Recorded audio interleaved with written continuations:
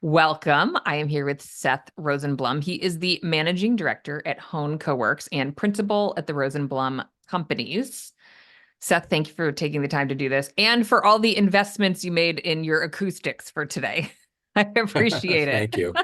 I have all kinds of acoustic treatments, all kinds of makeshift things for my national podcast debut. So totally. Well, you might I'm be ready. tempted to start your own podcast now that you have the mic. Ooh, okay, don't go there. Yeah, no, not You yet. just upgraded your Zoom game. Okay. So are you in Albany proper? Tell me where you're located. Yeah, so we're in suburban Albany. Yeah, just right outside of Albany proper. Our properties tend to cluster around the airport and the area between the cities that make up the Albany, Schenectady, Troy metro Okay. area. Got it. Okay. Yeah, a former upstate New Yorker. There aren't that Yeah. many in the industry. I think I might know all of them at this point. There's a few that I don't know as well. Yeah, well, you were smart enough to up your skiing game by moving out west, so I I envy you for that. Wait, are you a skier? I'm an aspiring skier. I may or may not have banged up a part of my body skiing Uh-oh. on Sunday. Oh, So okay. Where do you ski? usually at Gore, right here near Albany. It's Okay. like an hour 20 away. So Yeah. yeah, Yeah, yeah, you can day trip it. absolutely. Yeah, no, Yeah. getting the kids into it, getting me into it in my 40s has been good. So Wait, it's you're a new skier? kinda, yeah, yeah. I did it like a few times growing up, but I got really serious about it in 2020. I needed that like reprieve, needed that outdoor Yeah. time. We ran out of the hiking, once Yeah. the weather got not conducive to hiking for most of us, it was like, okay, we need something. And yeah, it became the every Sunday activity now. So yeah, Okay. Nice. You'll have to come out west. I will. I'm ready to visit I whenever that have invitation comes. some like New York friends. We had them actually stay with us recently, and we were like reminiscing about the first moment when we experienced like real powder instead of the ice. I learned, have I talked about this in the podcast, like night skiing in at Greek Peak, which I don't even know where Greek Peak technically is, but we would get bussed there and we would ski from like 6 to 9 p.m. It was so cold. I don't know why I liked it. I have no idea, but I did. Yeah, Uh, I've done it before, but I don't think I would do that now. My kids do that for ski club, and yeah, yeah, exactly. bad That's what it things was called. happen. It's called, yes, Nothing good happens. Yeah. My totally. daughter broke or fractured her clavicle 2 weeks ago, Oh and no. there's been a clavicle break Skiing? 3 out of 4 weeks of the Albany High School Ski Club. So yeah, yes, Oh no. nothing Okay, good that happens poor at night girl. skiing. Yeah, No. Oh my yeah, gosh. Okay. Okay. Okay. So back to our professional discussion here. yeah. So we were emailing about conferences. First, we'll start with, you started attending GWA conferences. That must be how I got to know you, kind of. Yeah? Yeah, I mean, Yeah. your national reputation and your podcast and all of that, I think kind of preceded my conference foray. But yeah, I think it was 2019 that I went to GWA in DC and Oh, met nice. you and a whole bunch of other people Okay. now who I kind of am fortunate to be on a first name basis with, even though I haven't been a regular attendee at all the different conferences. And it's just great. It's a really supportive community. Okay. I love it. So, but your background is really real estate. So tell us about what you do. Yeah, yeah. So grew up with real estate, I guess. It's a second generation business, the Rosenblum companies that I'm in now. And my father started it basically when I was a baby. It was a second career for him. And I grew up seeing, okay, dad has office buildings. He's really proud of them. They were kind of boring to me as I was coming to Okay. age because he just did such a good job that nothing ever went wrong. So it was like this You wanted a little more perfectionist drama or mentality what? of, I guess, yeah. He sort of wrapped up development, kind of by early 90s. And, we had great occupancy, great reputation. We were really known for quality. We still are. That's something I'm really proud to, carry on his legacy. And I know he's very proud of me and the team here and everything we do. But, office, traditional office, as we call it now, that was the thing in the 80s and early 90s, building in the suburbs, greenfield development, very comparatively to today, very easy to kind of get that done. Fill up buildings, companies were leasing space, they were moving out of downtowns, they were growing, they were adding, on-site headcount. A lot of these were companies that did business with the state, tech companies, et cetera. And it was just, he had a really good run. And then as I came of age, went to college, I thought I would probably not go into real estate. Never really thought that was exactly cool. Never thought I'd be back in Albany. I was a techie at heart. I was in high school, I was building websites before a lot of people knew what websites were. Okay. And doing that as a consultant for businesses and, helping them with their networks and things like that. And it was kind of my last year in college in Boston that the real estate bug started to like creep back into my veins. And it was like, wait a minute, there are some classes in this. Maybe I'll see what's out there. I'm just curious. And then I started to see, well, there's a whole world of real estate finance and there's a whole world of urban development being in a pretty progressive development environment in Boston and seeing what's happening in bigger cities, in bigger markets. Got exposed to some different product types like multifamily, retail. And I said, you know what, I'm going to try this out. And it happened to coincide with the whole dot-com bust. This was 2001. And so not a great time to be like looking for a job in tech in Boston. Yep. So I feel very fortunate, very blessed that I kind of made that little early pivot. Spent a few years doing property management in Boston and spent a few years doing brokerage. Okay. Ended up Not doing working tenant for the rep. family business. No, no, Okay. no, no. There was no, telling dad not going to be back in Albany anytime whatsoever. Followed my wife to DC, ended up working for Cressa in tenant rep for a few years there. Okay. Found that really interesting and successful. And 2005 had an opportunity for a year to try Albany. I had been helping my father on the side with some of his leasing strategy and finance and things like that. And, long story short, I had this 1 year opportunity that has since turned into an 18-year Okay. opportunity. And Back. exactly. And started talking to brokers, started talking to developers. And there was this overwhelming sense of being, Albany's a tertiary market, as we call it. It sounds really bad. I don't know. I'd like to think of us as an aspiring secondary market, Yeah, I but we're was gonna really, say that does surprise me that you know, I mean it's the capital of the state.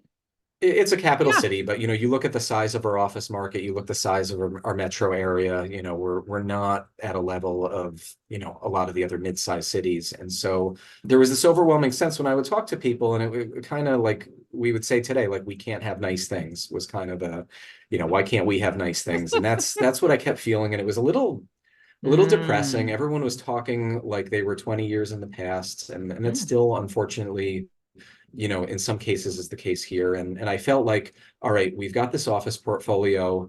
We're fighting with everyone over the table scraps of tenants. We're this one built a building and now they can justify charging $1 a square foot more. That one, cut their costs so they can steal our tenant for 25 cents a square foot less or 50 cents a square foot less.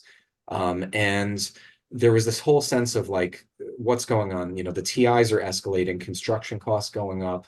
That was a thing, 15 years ago. We were seeing our profit margins go down. And so, my father was a great mentor. I mean, he really taught me a lot about deal making, is a great mentor, customer service, foundation of, great values for our company, quality, et cetera. And, we started kind of looking at, all right, how do we diversify? And so our first attempt was we did a condo project in downtown. It was 2009. Also, that was not well timed Oof. given what was going on in the market. Yeah. And I found it pretty exhausting. But the one thing I learned from that, many things I learned, but the one big thing that's been transformational is to really build up a great team. We were very kind of skeleton crew, about 8 or 9 people. Now we're over 40 people. I brought in someone who, Jeff Morrell, as my right hand. He was a VP initially. Now he's a partner and principal. And I think the synergy of what we've accomplished together and what we've done by bringing in great managers and great people, it's really allowed us to grow. So now so multifamily, I always find it really interesting when people start in one sort of class of real estate, like office, and then try multifamily. And now you've done co-working, which is still office, and some co-warehousing. So is it like what makes you want to sort of experiment? Like how do you think of that like sort of it's a foundational business and you can sort of go into other, do they call it like a class of assets? Yeah, I mean, I think it's to answer your question in one word, it's kind of like a sickness, I guess. It's Okay. serial entrepreneurship within one larger industry, I guess, is Okay. really what it comes down Okay. to. It's hard. I mean, I'm not going to lie. It's really like when It you looks have really one. hard. I mean, that's why one of the reasons I wanted to talk to you. I was like, I have no, and I think a lot of folks who listen, although there are certainly a lot more asset owners post COVID paying attention to flex. I think we're really starting to flip the switch. So I think your story will be interesting. But for those of us who have never like created, developed real estate, like the idea of going and building a multifamily apartment building is like it's such a huge undertaking. Yeah, So so I mean, yes and no. Like I think the hard part for us has been as we've moved toward the hospitality aspect, and I think we'll yeah. probably get into that a little bit in terms of Hmm. the operations and all of that.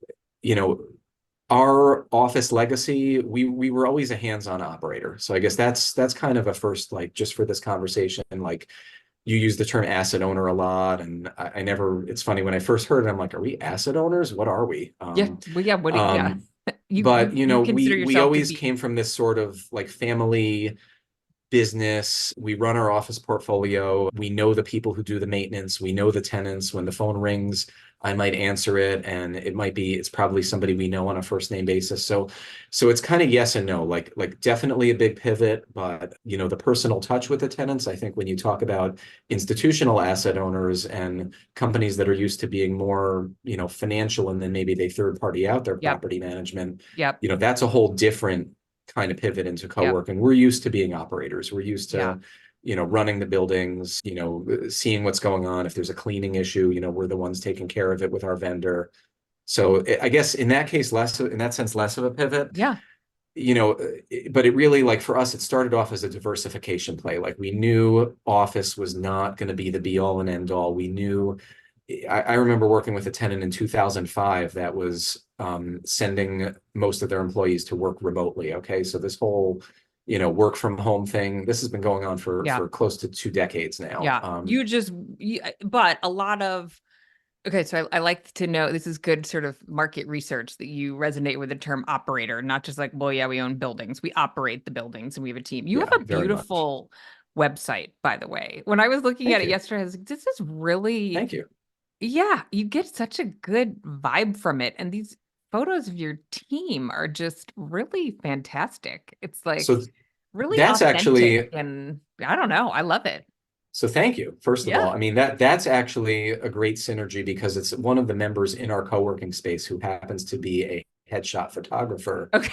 And so we were These able to headshots are very really creatively make a deal with Andrew Elder, who did those photos. So nice. that was great. Okay. But yeah, it's we started pivoting, from just office to saying, all right, let's get into industrial. That seems like a Okay. logical play. Self-storage as well. Yep. Got a little more operating. You have a lot more customers in a self-storage facility. And then multifamily. And it started off as a great financial strategy. I think we learned as we got into like just a couple years before COVID, just how challenging it would be operationally to have all these different product types, and they all run on different software Okay. platforms, and they Okay. all have different sales cycles Yeah. and marketing cycles and all of Right. that. Like And then we're industrial and trying to self-storage are, I mean, totally exactly, different. Yeah. exactly. And I think interestingly, co-working has a lot more in common with multifamily from a Hmm. sales cycle Yeah. standpoint than it does with traditional office. You're not you're dealing with people over the course of a few weeks in their buying decision, and they're usually finding you online. Both of those things are true with multifamily. With traditional office, it's a lot more relationship driven. These deals are taking, 6 to 12 months, if not longer, to happen. So that I think is helpful to us that we're dabbling in a lot of different things. Our accounting department's used to doing things a lot of different ways as needed. Our marketing team, we have this backbone of shared services that can Okay. allow us to be in all these different businesses and still keep some of our sanity. Yeah. So you're doing that in-house. Yes. Okay. Yeah. Yeah. Yeah. Okay. So your earmuffs are not on. You're not pretending the world is not changing, and you decide co-working. Yeah. Okay. Yeah. Tell us what that business looks like and how it's been treating you.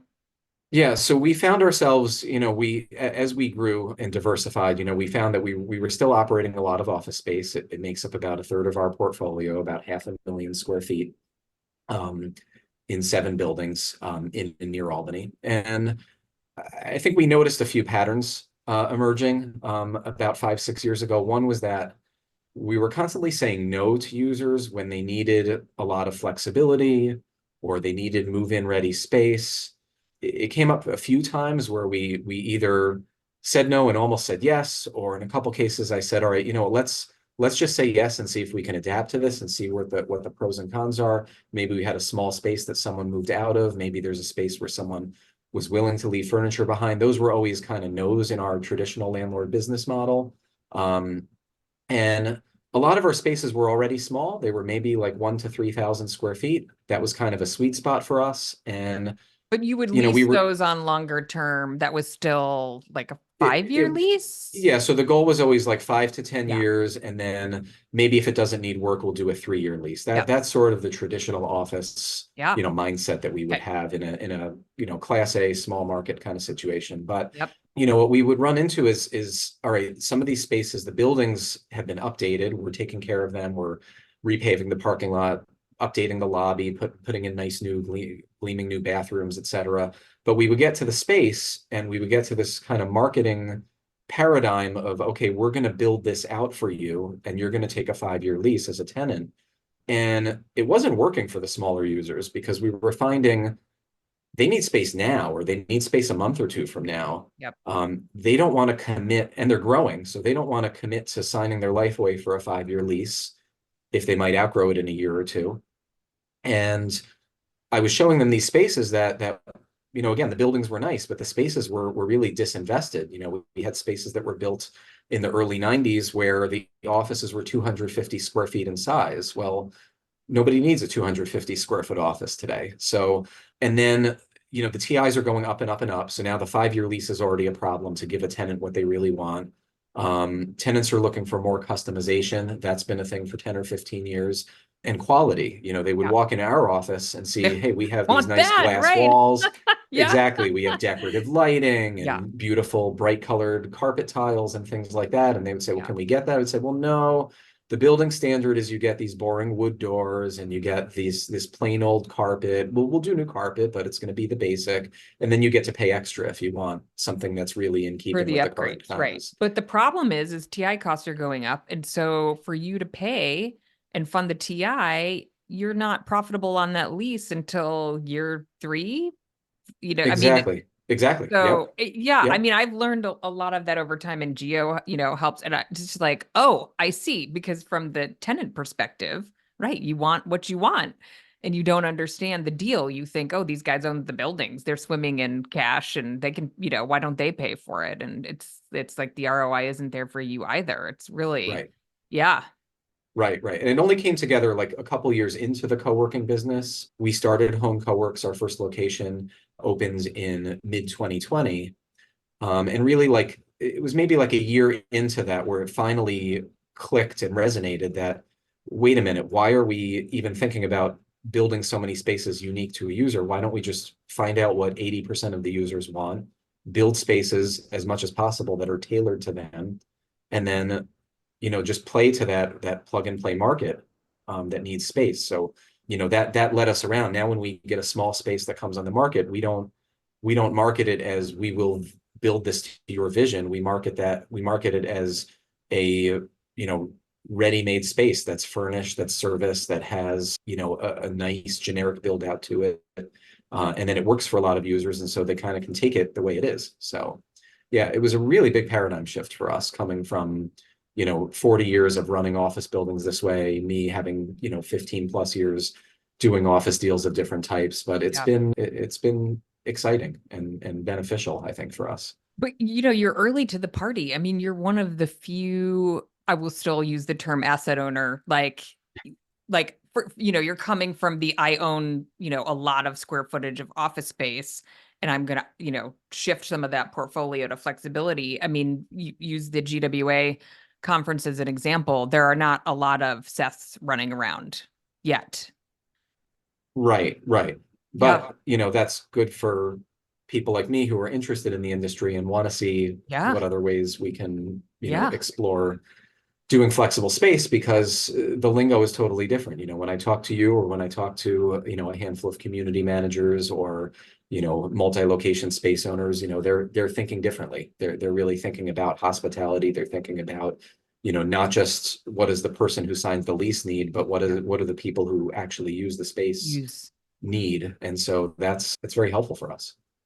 So what does the co-working portfolio look like now? What are you doing, mostly small offices? You mentioned sort of trying to figure out what do 80% of the, people need. What does that look like? And is that shifting, changing over time? So for us, we built out two private office focused co-working spaces, I guess. That's how I would describe them to someone outside of the industry. I think to you they would just be great co-working Okay. spaces. And we built our first location, completed it in 2020. We have sort of two clusters of office buildings. One's more of a little office park, and the other is more of a airport centric cluster of buildings. And we decided it made sense to do a second location. They're diverse enough, and we also happened to have the right space that was the right size and the right location and the right building, and said, all right, let's do a second location. So the portfolio, it's a 12,000 square foot and a 14,000 square foot co-working space, and they have the usual array of some open space that serves as amenities for the members, private offices sized for 1 to 9 people per office, meeting rooms, privacy booths, etc. It's a pretty full service model. We kind of aspired to industrious in terms of how they look and feel and how the people operate within the space and the kinds of companies and decor and all of that. Maybe dialed it down a little bit just to make it relevant to a suburban, small market kind of feel. But they're bright, they're airy, they're friendly, they smell good. We've got nice music pumping through. We do some events. Yeah. So that's what we have for our home coworks product lineup. We have added some small suites. We're labeling them jump suites, in strategic locations when spaces come up within the rest of the office portfolio, not necessarily adjacent to the main home location, Okay. but within the same park or locale. And then our latest thing is that we're moving into flexible warehouse. We launched a new brand called Launchbox. And Launchbox is a small warehouse suite product. And that's our newest piece of the lineup. I can't remember who told me you were getting into that. And I was like, I mean, you're very entrepreneurial, within the real estate. I can see how it could be fun and tempting to do all these product classes. Okay, so talk about that. How did you get to know about it? What made you think, yeah, let's do it? What kind of sort of validation of the demand in the market did you do? Give us the Yeah, scoop. yeah. Sure. So, again, it's the diversification plus the sickness that I mentioned, right? It's like, hey, there's opportunity, people need this product. Why shouldn't we be the first ones to do it, right? And so it's hard. There's a lot to unpack. There's a lot to figure out with any new business, starting with the design and continuing to operations and everything else. We just so happened to have put a 60,000 square foot warehouse building under contract in late 2019, when we were still building our first co-working space.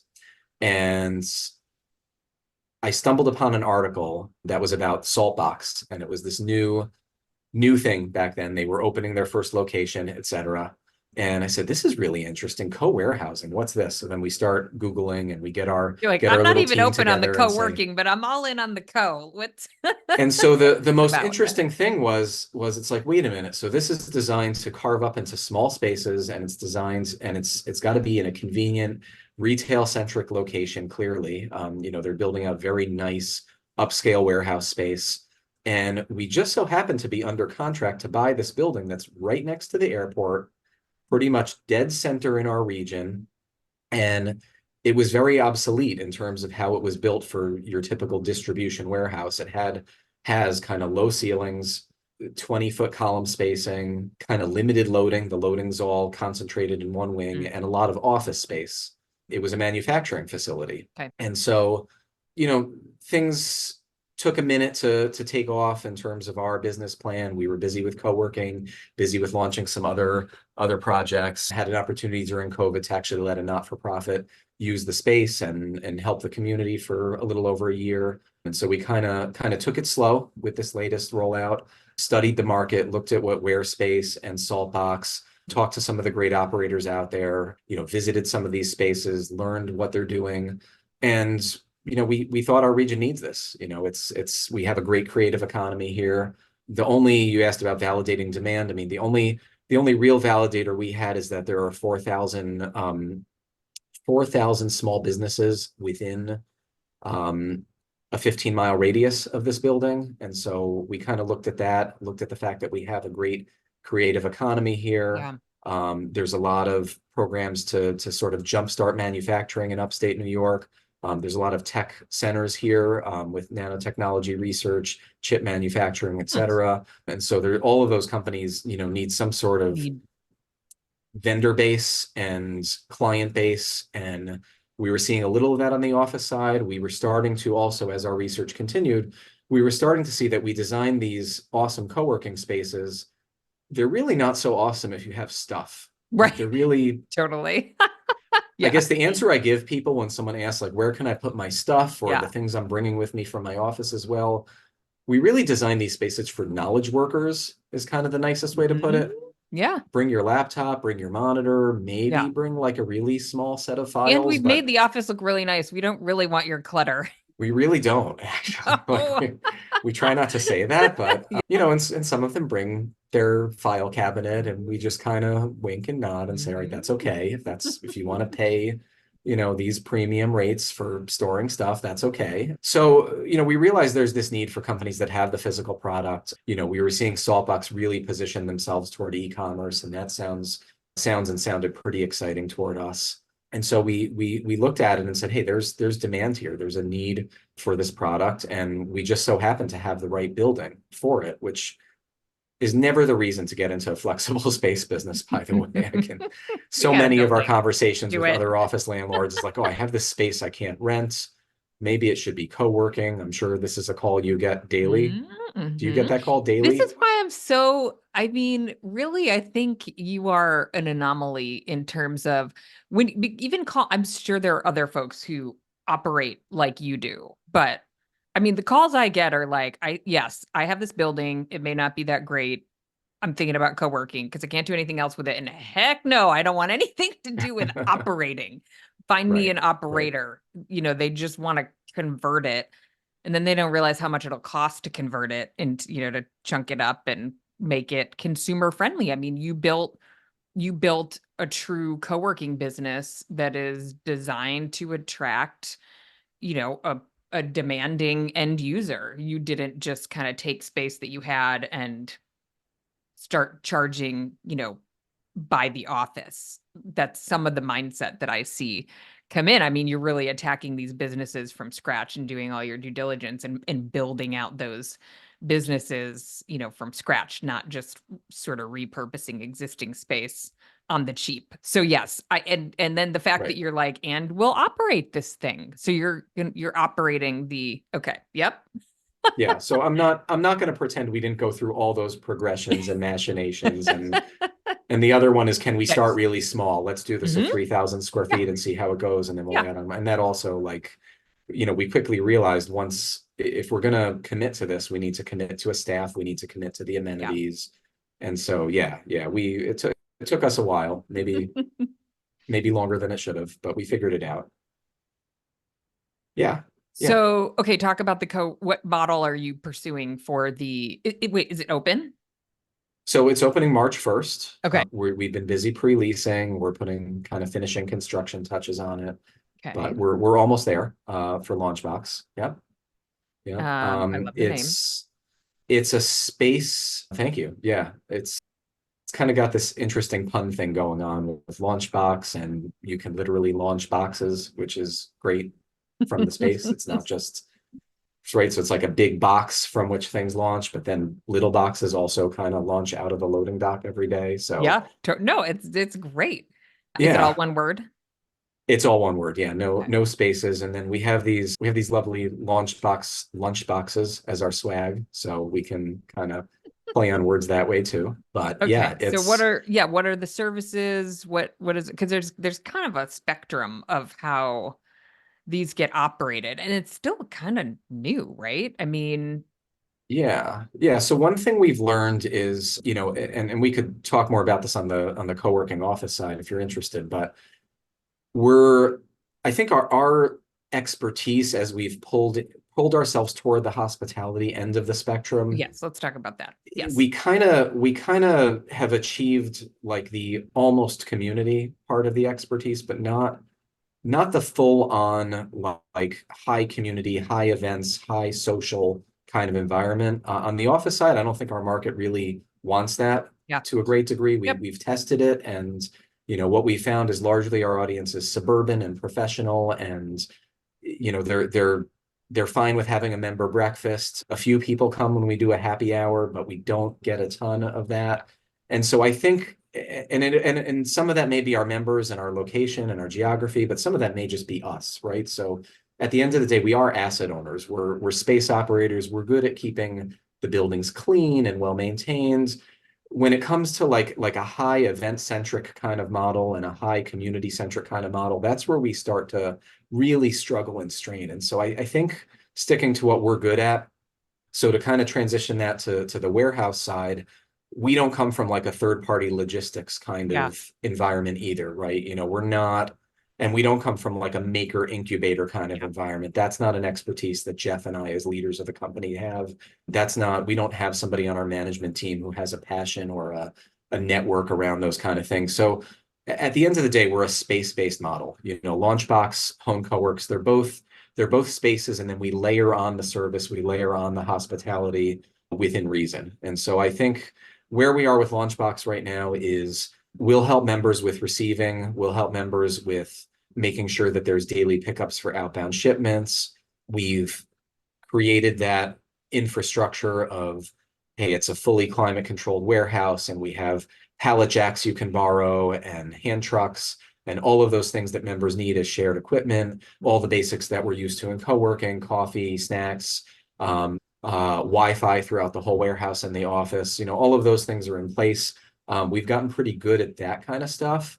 What we're not really trying to get good at right now is the marketing advice for e-commerce people. That's a Yeah. need that's out there. How do you market your product? How do you price it? How do you get it to market? And then also the third party logistics. We're in the business of space. And so our target consumer for Launchbox is really a 1PL. It's a first party Yeah. logistics, Yep. right? I want my stuff, and this is my stuff, and I want to touch it, and I want to Yep. lock the door and not have anybody touch it Yeah. when I And I don't don't want want it in it my being touched. garage, and you won't let me bring it to the co-working space. So, Exactly. Or even our self-storage spaces, right? They don't yep. have power and parking and all of Yeah. those things that people need to go spend a chunk of their day working with stuff or bringing in Yeah. employees. So that's where the need is on the co-warehousing side. I know some of the groups that are doing this nationally, they're finding that there's probably more profit in the 3PL. That's not something we're really focused on right now. We've brought in a couple local partners, or really affiliates, I guess you would call them, people we can refer our members to if they're looking to take a piece of their product line and 3PL it, Yep. or if they want to receive a large quantity of something off-site and then maybe have parts of it brought to Launchbox so that they can work with it or assemble it, etc. We're looking to develop kind of friendships and referral sources for that. We don't really think 3PL itself is something we can excel at right now. It sounds super intense. We did how I did this on co-warehousing, which I don't know if you attended. I found it to be so interesting, the spectrum that they were playing on. And I think we only had one group that was doing 3PL. And I was like, right. It's really a different business. I mean, to your point, it's kind of co-working. I mean, I consider co-warehousing, to your point, sort of solves like an adjacent problem. It's a different consumer. They have stuff and a product-based business, but there's some overlap there. But the 3PL is like, a lot of technology, a lot of different aspects of that business.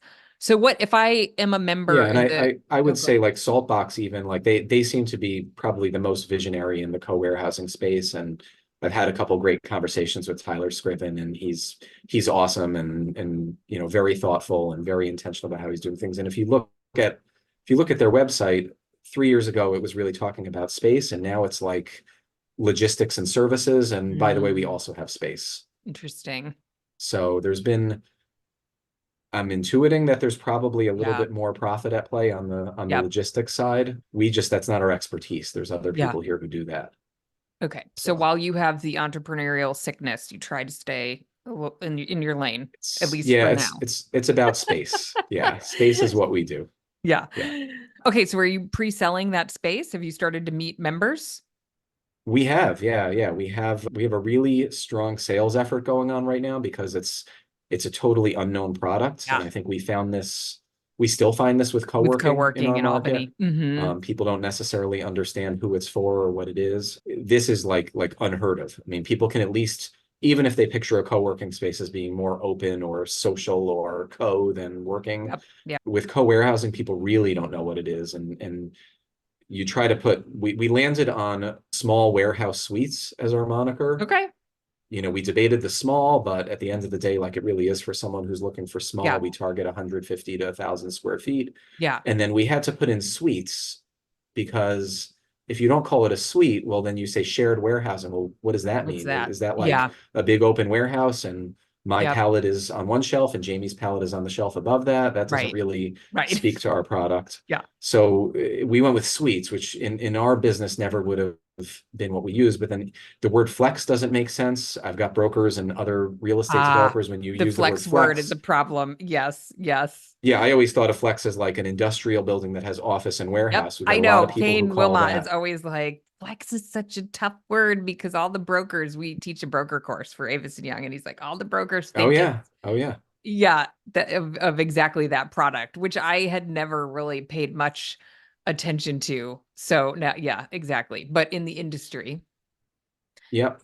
yeah. Yep, exactly. So that's where we've landed with that. And yeah, we're talking to members. We have an intensive marketing effort, an intensive sales effort, kind of to reach out to these small businesses and people who might be selling things online where we can identify some local component where they're tied to our region.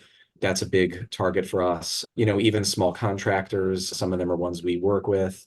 Interestingly, this building that we repurposed, it was an old gritty industrial building. They actually used it to test and manufacture locomotive turbochargers. And so this building was full of grease and grit and reeked of fossil fuel. And now it's this beautiful, gleaming, net zero, all electric, carbon neutral, beautiful, shiny, LED lit building with clean Yeah, floors. But actually, the company we hired to do the industrial cleaning has signed on as one of our first members. So that's pretty cool that that's they're going to totally use this cool. as a depot for their little cleaning business. And Interesting. I mean, that's an example I would not have thought of, which is why I think the marketing is interesting because the users probably know who they are. You just have to, mhm, right? Like when they see that solution, they're like, "Oh, that's me."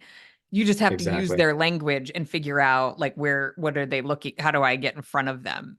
Yeah. Exactly. And it's a small business and it's a woman-owned business. So I think it's great when we can like take our aspirations to redevelop buildings and make old new again and upcycle and also kind of partner with businesses that are growing and that are, you know, making their space a place where they can improve their business and hire employees and serve the local community and all of that. And we've seen a lot of that. Aside from that, like we have a couple of tenants that are in the clean energy sector, which is really kind of cool. And upcoming members, I should say, we actually don't call them tenants. We call them tenants on the other side of the house, but a couple of our members are in those sectors, as well as e-commerce. So it's really starting to take off. So in their in their unit, is the office space in the unit or is it separate? So kind of both or either or. Okay. That's what we're picturing, having been to some of the other spaces in other markets. It seems like a lot of users like the idea of just setting up a little desk, having their labeling station, shipping Yeah. station, whatever / office right in their unit. It's fully climate controlled. Wi-Fi is there throughout. The lighting is great. So somebody could really work right in their unit if Yeah. they want to. Yep. We also have an office space. We have a flex lounge area and cafe. So someone can, if they don't want to necessarily rent another space and bolt that on for their business, they can just grab their laptop and go work out in the cafe area. That's amenities for Yeah. everyone. And then on the second floor of one wing of the building, we've built out about a dozen private offices, one to six people in size. So there, if somebody has an office team and wants to actually have that as their little mini headquarters. On the other wing of the building, we built out four office suites.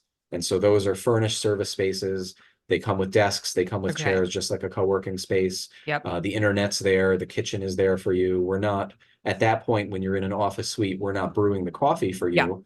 Yep. We're not restocking your printer. You Yep. kind of provide your own pods for your coffee maker that we provide you. You run that little space yourself, but we clean it every day and we're there on site. And if you need to grab a cup of coffee because you ran out in your space, you can just walk over to Then the yeah. cafe and it's there for you.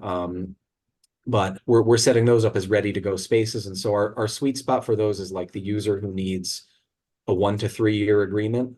We're not looking for that 5 to 10 year deal. We're not looking for a build out. We're not looking for any real upfront commitments. We're just making it accessible and agile. So yeah, I feel like the co-warehousing users are so interesting. I mean, how much time do you spend do you office out of the co-working space? How much time do you spend in the trenches?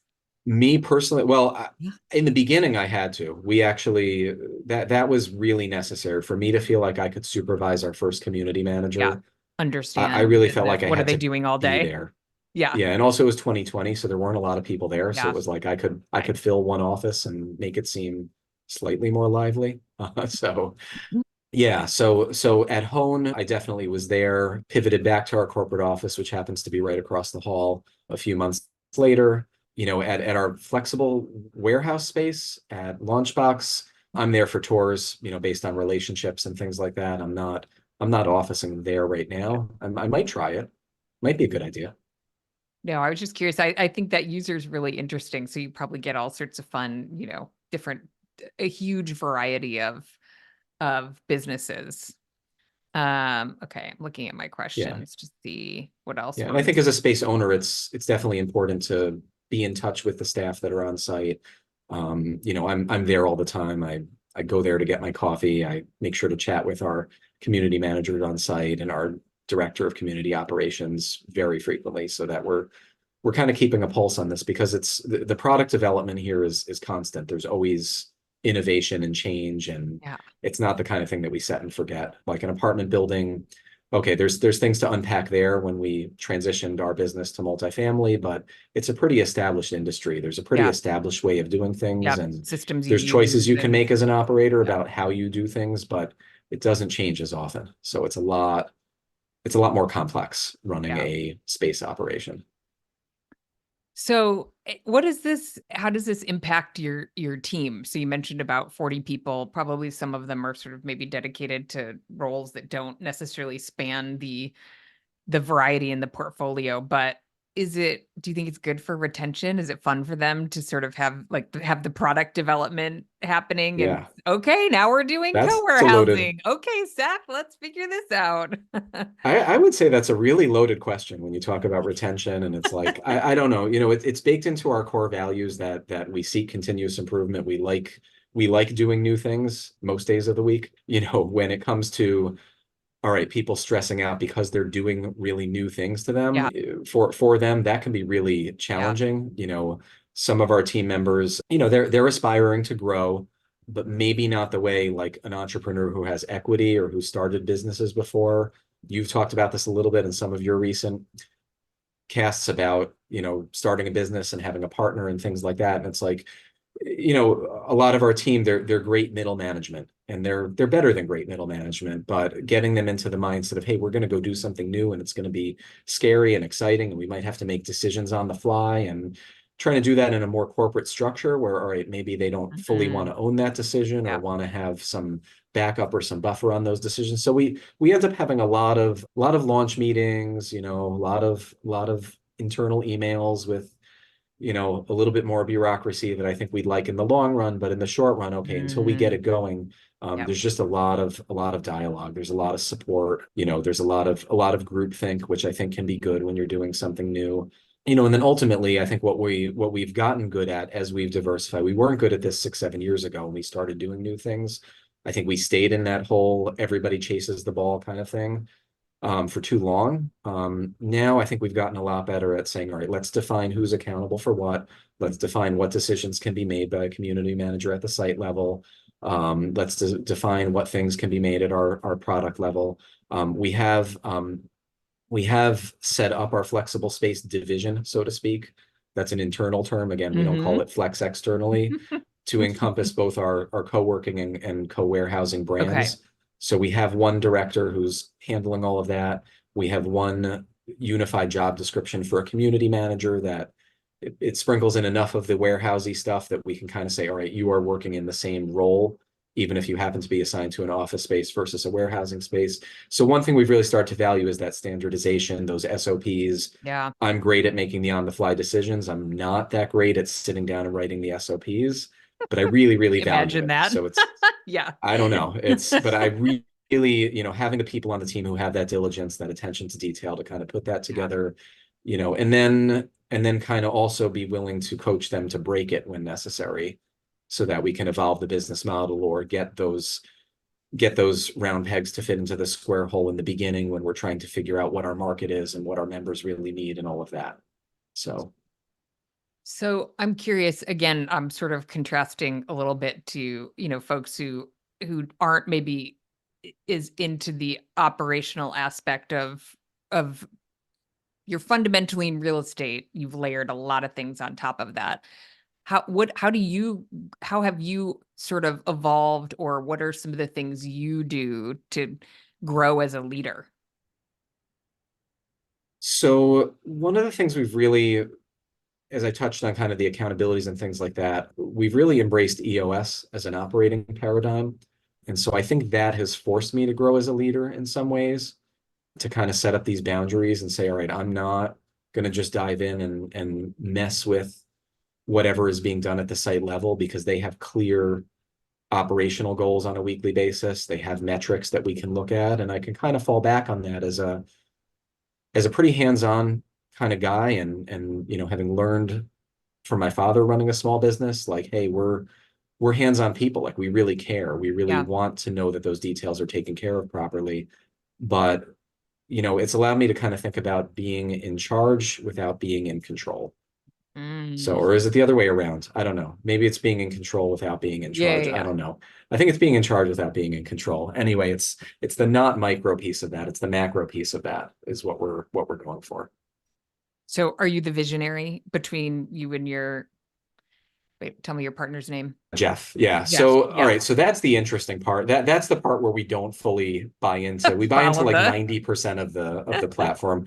I think we're both co-visionary Okay. That and sounds slightly co-integrator. dangerous, I'm just saying, but It is, and we do have to kind of be very intentional about that piece. And if yeah. there's any like EOS implementers listening, I'm going to get in big trouble. But it's like we each have like a side of the business. Jeff focuses on our business growth and new product development, community relations, et cetera. And he has teams under him that do the development, the marketing, and those kind of growth focused things. And then I handle like finance and operations. Those are my two teams. So it's a little bit of a of A a clear bent version division of though. EOS, but So yeah. it's working because it's allowing our managers to really thrive. It's allowing our managers to get direct access to senior leadership, but also have their own domain where they run their little area. And so being able to kind of have one direct report who runs our multifamily and one who runs commercial, another one who does our financing and pro formas and things like that, and another who runs our accounting and makes sure that the money gets collected and all that. Like it's really, really good kind of having these sort of mini silos that allow us to operate all these shared service platforms. Yeah. And I suspect EOS also keeps things in check a little bit because when you bring a new project to the table, you have a structure within that it has to sort of work within. You can't, throw 10 new rocks into a quarter. Exactly. without being thoughtful about the trickle down to the team. To your point Exactly. earlier, like some of us love to do new things all the time, and some of us like to understand what, like a little consistency and a little predictability. Yeah, yeah, and we value it. We truly do. I mean, we like the idea that our team can have a work-life balance. We Yeah. like that we can, you know, not burn ourselves out over this. Last year we had a couple delays on some projects with supply chain and things like that, and we ended up with two new properties delivering right at once. And our team has said to us, hey, never again. Like, Don't, don't, yeah. when we do these 1 and 3 year planning exercises, like make sure there's Mm, some staggering of these deliveries. So yeah, that's the fine line of like we can do new things, but not bring on too much too soon and overwhelm the team. yeah. Love it. Okay, we're at time. I could ask you 1 million more questions. So we might have to do this again. What's the next conference that I'll get to see you at? To be determined. Okay. Definitely, definitely we'll be having that on the radar. Okay, good. Yeah. Good. Yeah. I know. I think I'm gonna do Salt Lake for Juicy GWA's in Phoenix this year. I might even do Nashville. So doing the Yeah. circuit. Yeah. Salt Lake is tempting. The timing isn't good, but it's Ah, it's very tempting. okay. You Get a could little, test out it's a little late for skiing, maybe. Park yeah. City's really nice. If you go, Yeah. you Yeah. I might was have to sneak there. up I there was for there a couple okay. weeks ago. It was, Oh, you yeah. did? Yeah. Okay. Okay, Oh nice. yeah. Yeah. Yeah. Wait, did you take the kids or did you just go on your own? I took a kid and then I would have Okay. taken another had she not gotten injured Okay. at ski club. So yes. Yeah. Oh, Yeah. she's so bummed. That's Yeah. the Unfortunately. worst. Yeah. Yeah. Nice. Okay. So yeah, Yeah. you've had your taste of non-East Coast skiing. I love Park A little City. bit. It's a great town too. Okay, well, thank you for doing this and sharing your story and until Thank next you. time. Thank you, Jamie. Really appreciate it.